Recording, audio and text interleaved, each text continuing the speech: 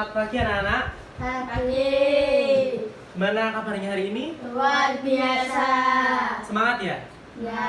Semangat, harus semangat ya. Meskipun suasananya sedang seperti ini, tapi tetap semangat dan sehat selalu, oke?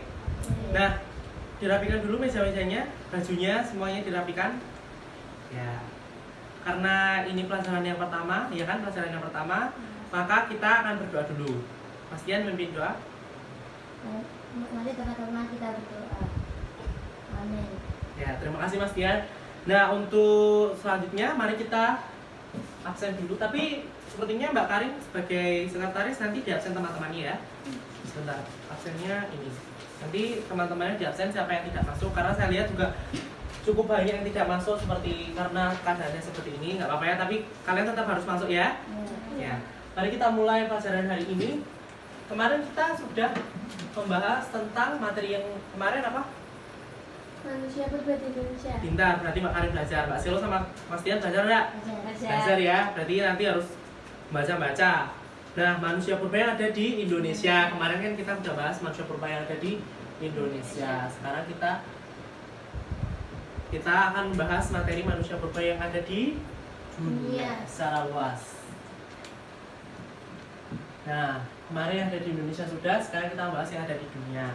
Nah, manusia purba yang ada di dunia itu ada di benua Asia, benua Afrika, lalu Eropa. Nah, seperti itu. Jadi, yang pertama adalah di mana kita mengetahui manusia purba di benua Asia. Di benua Asia di negara mana? Cina. Pintar sekali Mbak Karin. Oh ya, saya akan membagikan modulnya untuk kalian. Jadi, nanti baca untuk mendukung pelajaran hari ini. Ini untuk Mbak Selo, untuk Mas Tian, dan untuk itu. Nah, manusia purba yang ada di Cina, ya ini ya, di Asia maksudnya, berada di negara Cina, yang ditemukan pertama kali diteliti oleh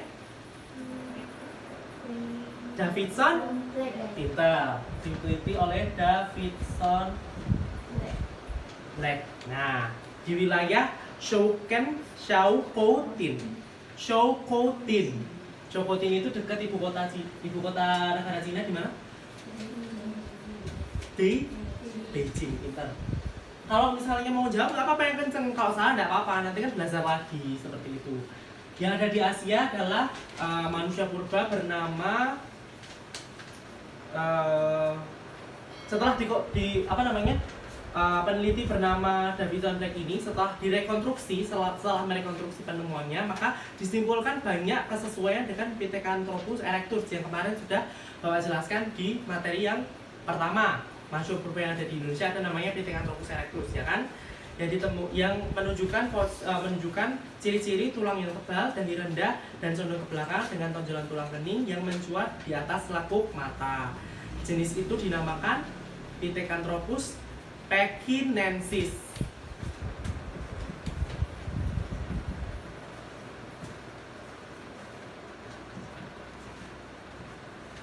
Pekinensis. Nah, penelitian selanjutnya dilakukan oleh Franz Weidenreich, manusia purba yang melakukan penelitian di Asia juga, yaitu di Cina itu tadi. Jadi penelitian yang selanjutnya ini yang dilakukan oleh Franz Weidenreich ini menemukan jenis manusia purba bernama Pithecanthropus pekinensis yang dikenal juga dengan Sinanthropus pekinensis yang berkembang menjadi Homo pekinensis. Jadi yang pertama Pithecanthropus pekinensis atau dikenal juga dengan Sinanthropus pekinensis yang berkembang menjadi Homo pekinensis. Memiliki volume otak sekitar 1900 cc sampai 1200 cc.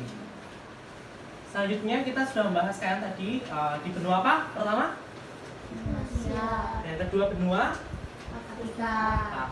Pintar.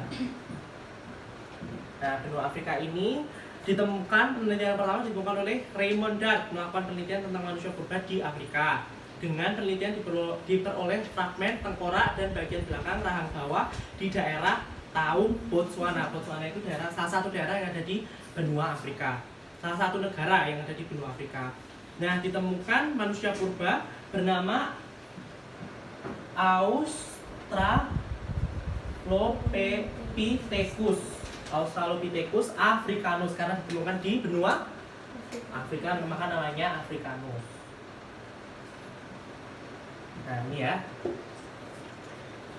Nah, selanjutnya adalah manusia purba yang ada di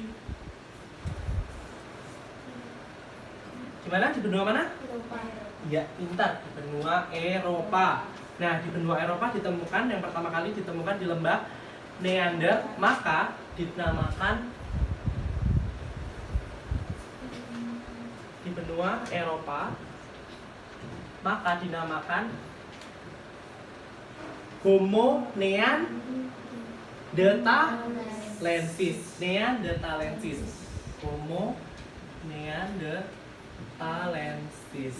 Ya, Homo neanderthalensis yang manusia purba yang pertama ditemukan di Eropa. Nah, ini memiliki ciri. Siapa yang bisa menjelaskan? Ayo, Mbak Selo. Ya.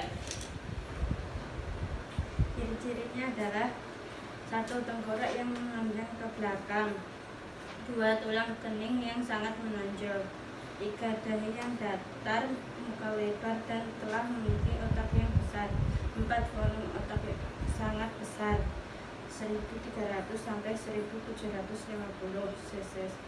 5. Ukuran tubuh perempuan 156 cm, beratnya 80 kg. Laki-laki 165 cm, beratnya 80 kg. 6. Tulang hidungnya besar, biji kecilnya tetap, biji seringnya agak besar. 7. Tubuhnya tegak dan proporsi tubuhnya modern. Ya, terima kasih Mbak Selo. Seperti yang dibacakan Mbak Selo tadi, Homo neanderthalensis memiliki ciri yang pertama adalah yang dibaca tengkorak yang memanjang ke belakang, tulang kening yang sangat menonjol. Jadi proporsi mukanya itu memiliki dahi, kening. Tahu kening kan? Kening itu batuk bahasa Jawanya. Itu agak menonjol, jadi terlihat nonong gitu ya, dalam bahasa Jawa nonong, tahu kan nonong. Nah, juga memiliki dahi yang datar, muka lebar, dan juga memiliki otak besar. Berapa cc tadi yang dibacakan Mbak Selo? 1300 sampai 1750 cc. Seperti itu. Selanjutnya adalah ciri-ciri Homo cro-magnon. Homo cro-magnon ini adalah merupakan manusia purba yang ditemukan di benua Eropa salah satunya.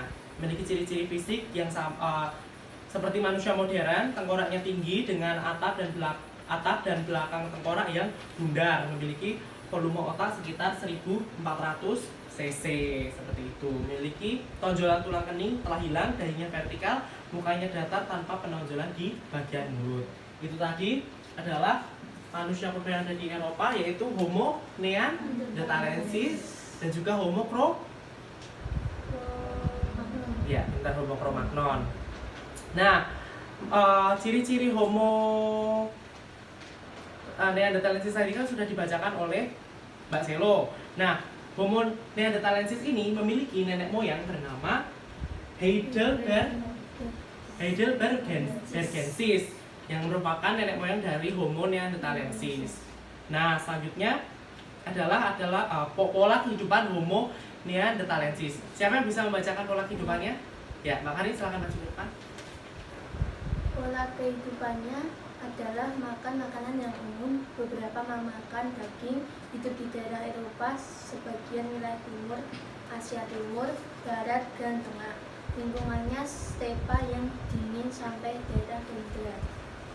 Ya, terima kasih Mbak Karin. Seperti diungkapkan Mbak Karin tadi, Homo neanderthalensis memiliki pola kehidupan memakan daging, hidup di daerah Eropa, sebagian wilayah timur seperti Asia Timur, seperti Asia Barat, dan juga Asia Tengah. Bentar. Juga lingkungannya stepa yang dingin sampai daerah tundra. Selanjutnya pola kehidupan Homo cro-magnon. Siapa yang dapat membacakan? Saya, Pak. Ya, Mas Tian langsung ke depan. Pola kehidupannya adalah sudah mengenal cara itu berburu, meramu, food gathering, atau mengumpulkan makanan untuk dijadikan persediaan. Manusia cro-magnon terbilang lebih maju dalam teknologi dibanding Homo neanderthalensis. Manusia ini diketahui berdasarkan lukisan-lukisan terkenal di Gua Lascaux dan budaya Aurignacian yang berkembang di selatan Prancis dan Jerman. Nah, terima kasih Mas Dian. Nah, tadi sudah dibacakan pola kehidupan Homo neanderthalensis dan juga pola kehidupan Homo cro-magnon. Selanjutnya adalah ini sedikit penting ya. Ini cukup penting. Ini cukup penting, yaitu perbedaan dan persamaan manusia purba. Ayo kita catat karena akan kita bahas nanti, salah satunya keluar di ujian akhir semester nanti. Ayo kita catat. Yang pertama adalah perbedaan manusia prasejarah dengan Homo sapiens. Yang pertama, manusia purba memiliki rongga otak lebih kecil dibanding rongga otak Homo sapiens. Kedua, volume otak manusia purba lebih kecil dibanding Homo sapiens, memiliki volume otak lebih besar. Tulang kening manusia purba menonjol ke depan, sedangkan tulang kening Homo sapiens tidak menonjol ke depan. Tulang rahang manusia purba di bagian bawah lurus ke belakang, sehingga seperti tidak memiliki dagu. Sedangkan Homo sapiens tulang rahang bawah tidak lurus ke belakang, nampak memiliki dagu. Tulang rahang manusia purba besar kuat, begitu pula gigi-giginya, sedangkan tulang Homo sapiens kecil dan tidak kuat, termasuk juga gigi-giginya. Nah, itu nanti dipelajari karena kita sudah membahas materi yang kemarin. Pertemuan pertama adalah manusia purba di Indonesia, lalu kita membahas hari ini manusia purba yang ada di dunia. Maka anak-anak nanti untuk pertemuan ketiga akan menyimpulkan materi yang sudah saya jelaskan dengan membuat presentasi untuk anak-anak melakukan presentasi. Nanti dipilih kelompoknya siapa, anak-anak akan mempresentasikan ke depan. Nanti saya akan sediakan LCD dan juga laptopnya. Anak-anak cukup mengerjakan di rumah berkelompok. Kalau tidak bisa berkelompok karena melihat situasinya, maka mengerjakan secara individual menggunakan gadget atau HP. Seperti itu ya. Jadi saya harap anak-anak bisa menjaga kesehatan di tengah situasi seperti ini. Kalau misalnya keluar, pakai masker. Jadi nanti kalau misalnya anak-anak mau keluar, diharapkan menggunakan masker. Cukup menjaga kesehatan dan juga makan makanan yang bergizi agar tetap sehat. Oke? Jadi selanjutnya pelajaran apa? Matematika. Ya, kita siapkan pelajaran selanjutnya. Anak-anak rapikan tempat duduknya, baju-baju yang dirapikan untuk pelajaran selanjutnya. Terima kasih. Selamat siang. Ya.